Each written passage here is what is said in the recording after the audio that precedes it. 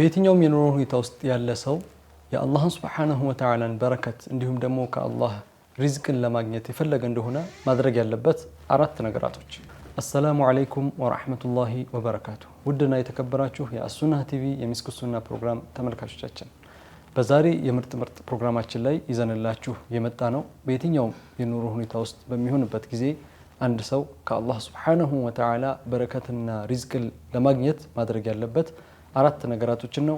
አብራችሁን ቆዩ። አራተኛ የጧት ሰዓትን መጠቀም።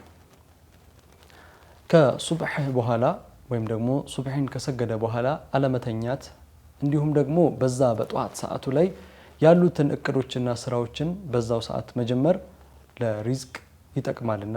ምክንያቱም ነብዩ ሰለላሁ ዐለይሂ ወሰለም እንደተናገሩት ኡመቴ በጧት ከሚሰራቸው ክንዋኔዎች በረካ ተደርጎለታል ብለውናልና ስለዚህ በረካ በተደረገበት ሰዓት ላይ ስራችንን መጀመር ለሪዝቃችን መስፋት ምክንያት ሊሆን ይችላልና ይሄንን እንጠቀም። ሶስተኛው ዝምድናን መቀጠል ነው።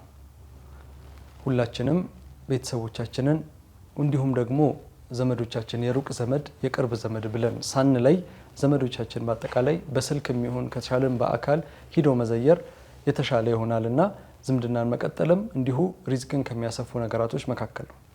ዝምድናን መቀጠል ሪዝቅን ማስፋት ብቻ ሳይሆን እድሜንም የማርዘም ችሎታ አለው። ስለዚህ ዝምድናችንን በመቀጠል ከአላህ ሱብሓነሁ ወተዓላ በረከትና ሪዝቅን ልናገኝ እንችላለን። ሁለተኛው ሰደቃን በግልጽም ይሁን በድብቅ ማውጣት ነው። ሰደቃ በልአን ትመልሳለች እንዲሁም ደግሞ ሪዝቅን ታሰፋለች። ስለዚህ ሰደቃን በግልጽም ይሁን በድብቅ ማውጣት ይኖርብናል ማለት ነው። በግልጽም ይሁን በድብቅ ማውጣት ይኖርብናል ሲባል እንዴት ነው?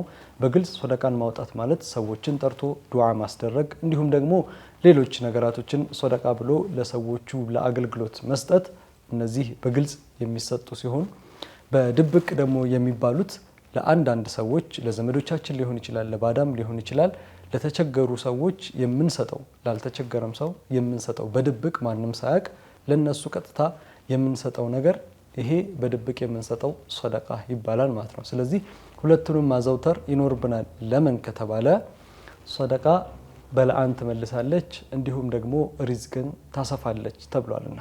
በሰደቃ የሚወጣ ገንዘብ የሚጎል ሳይሆን የሚበዛ ነው የሚሆነው።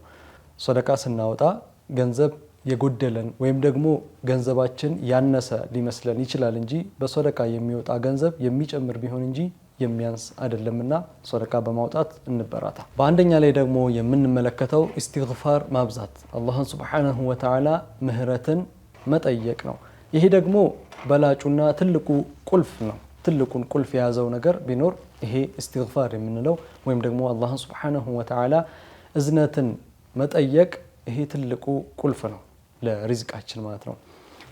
ስለዚህ ሁላችንም ኢስቲግፋር በማድረግ አንዘናጋ። በቀን ቢያንስ 300 ጊዜ ኢስቲግፋር ማድረግ ይኖርብናል። ሌሎች ዚክሮችም እንዳሉ ሆነው ኢስቲግፋሩንም ቢሆን 300 ጊዜ ማድረግ ይኖርብናል። አስተግፊሩላህ ማለትም ሊሆን ይችላል፣ ረቢ ግፊርሊ ማለትም ሊሆን ይችላል። እነዚህን አድርገን 300 ጊዜ ቢያንስ እንኳን ማለት ይኖርብናል ማለት ነው። ይሄም እንደዚሁ ጥቅሙ የተለየ አይደለም። ከዚህ በፊት የጠቀስናቸው ሶስቱ የሚጠቅሙትን ጥቅም ያክል በበላጭነት የሚጠቅም ጥቅም ነውና ትልቁ ቁልፍ ነውና ይህንን ማድረግ አንዘንጋ። ሁላችንም በዚህ እንበራታ እላችኋለሁ። ለዛሬ ያዝንላችሁ የሚስክ ሱና ምርጥ ፕሮግራማችን ይህንን ይመስል ነበረ።